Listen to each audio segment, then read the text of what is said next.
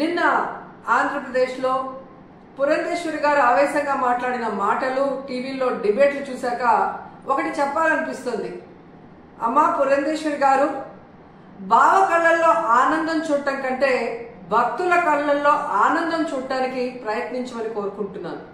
ఎందుకంటే ఈరోజు కూటమి ప్రభుత్వానికి చెందిన లాయరు సుప్రీంకోర్టులో కోర్టు అడిగిన ఏ ఒక్క దానికి కూడా సమాధానం చెప్పలేకపోవటం వల్లే సుప్రీంకోర్టు ఇంత సెన్సిటివ్ అయిన విషయాన్ని సీఎం గా ఉండి ఎటువంటి ఆధారాలు లేకుండా ఎలా మాట్లాడతారు అంటే, సీఎం ఏదైనా మాట్లాడొచ్చు, ప్రజల చేత గెలిపించబడిన వాళ్ళు మాట్లాడకూడదా అని మీరు మాట్లాడటం నిజంగా చాలా సిగ్గుచేటు. ఎందుకంటే ఈరోజు మీరు చంద్రబాబు నాయుడు, లోకేష్, పవన్ కళ్యాణ్ ఎలాగైతే రోడ్ల మీద ప్రెస్ మీట్లు పెట్టి మాట్లాడుతున్నారో అవే మాటలు ఎందుకు మీరు కోర్టులో మాట్లాడలేకపోయారు? సో ఈరోజు ప్రజలు గమనిస్తూ ఉన్నారు. ఎటువంటి ఆధారాలు లేకుండా లడ్డూలో టెస్ట్ చేయలేదని మీ లాయర్ చెప్పిన తర్వాత, ఎటువంటి ఇన్వెస్టిగేషన్ జరగకుండా చంద్రబాబు నాయుడు పవిత్రమైన తిరుమల లడ్డూ మీద అంత పెద్ద నింద వేసి మరి మత కల్లోలాలు సృష్టించే పరిస్థితి వచ్చినప్పుడు సుప్రీంకోర్టు అడగటంలో ఏం తప్పు ఉందని నేను అడుగుతున్నాను.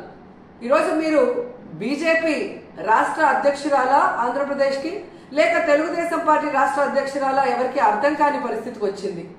ఎందుకంటే బావ కళ్ళల్లో ఆనందం చూడటం కోసం బావ చేసే తప్పుల్ని వెనకేసుకొస్తున్నట్టు ఉంది. కానీ ఈరోజు 140 కోట్ల హిందువుల మనోభావాలను దెబ్బతీసే చంద్రబాబు నాయుడు స్టేట్మెంట్ ని సరిదిద్ది అందరికీ ఊరట కలిగించాల్సిన బాధ్యత బీజేపీలో ఉన్న రాష్ట్ర అధ్యక్షురాలుగా మీకు ఉంది అన్న విషయాన్ని తెలుసుకొని, మరి పైన బీజేపీ పెద్దలు ఎవరైతే ఉన్నారో ప్రధానమంత్రి గారికి కానీ, అలాగే సుప్రీంకోర్టులో మీ లాయర్ తో మరి ఇన్వెస్టిగేషన్ కి రెడీ కమ్మని చెప్పండి.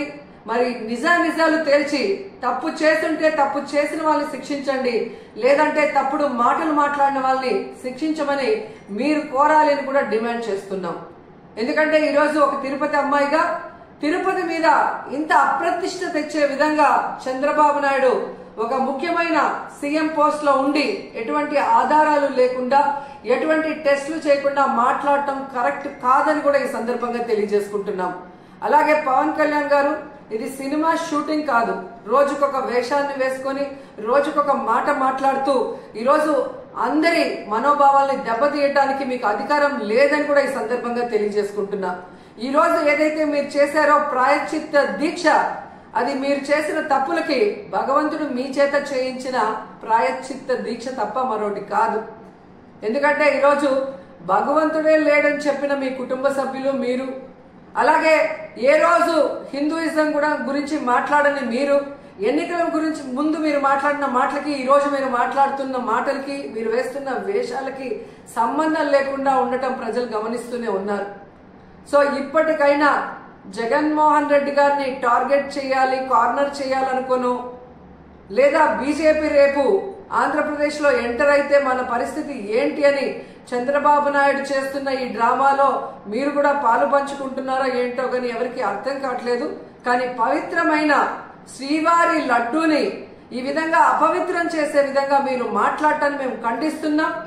వెంటనే దీని మీద సుప్రీంకోర్టు మరి విచారణ జరిపించి సిబిఐ ద్వారా మరి దోషుల్ని బయటకు తీసి వాళ్ళని శిక్షించాలని కూడా కోరుకుంటున్నాం.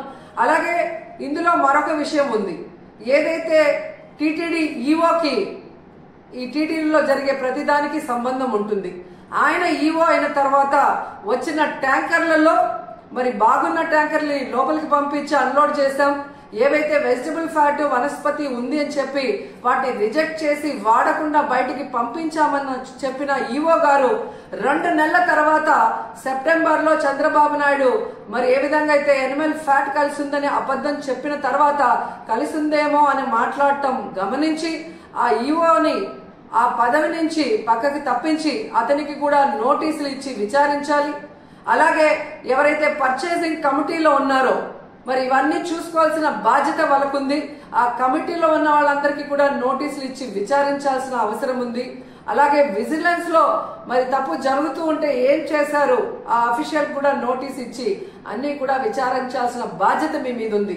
ఎందుకంటే ఈరోజు చంద్రబాబు నాయుడు, పవన్ కళ్యాణ్ అపోజిషన్ లో లేరు. అపోజిషన్ లో ఉండి మాట్లాడితే ఓకే అని చెప్పి ఎవరైనా కూడా మీ మాటలు నమ్మే అవకాశం ఉంటుంది. కానీ ఈరోజు మీరు అధికారంలో ఉండి విచారించాల్సిన అధికారం మీ చేతిలో పెట్టుకొని ఈరోజు ఆధారాలు సేకరించాల్సిన బాధ్యత మీ దగ్గర ఉండి కూడా అవేవి చేయకుండా కేవలం జగన్మోహన్ రెడ్డి గారి మీద నిందలు వేయాలి, వైఎస్ఆర్సీపీ అనేది లేకుండా చేయాలి అన్న ఒక కాన్సెప్ట్ తో మీరు ముందుకు వెళ్ళటం వల్లే ఈరోజు అది బ్యాక్ ఫైర్ అయ్యి మీరు చెప్తున్న అబద్ధాలు ప్రజలందరూ కూడా గమనించే పరిస్థితి వచ్చిందని కూడా ఈ సందర్భంగా తెలియజేసుకుంటున్నాం.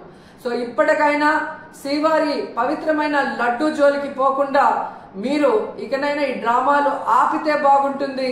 సుప్రీంకోర్టు విచారణకి మేము సిద్ధం, సిబిఐ వేసుకున్న మేము సిద్ధమని చంద్రబాబు నాయుడు, పవన్ కళ్యాణ్ అలాగే పురంధేశ్వరి గారు చెప్పాల్సిన అవసరం కూడా ఉందని చెప్తున్నాను.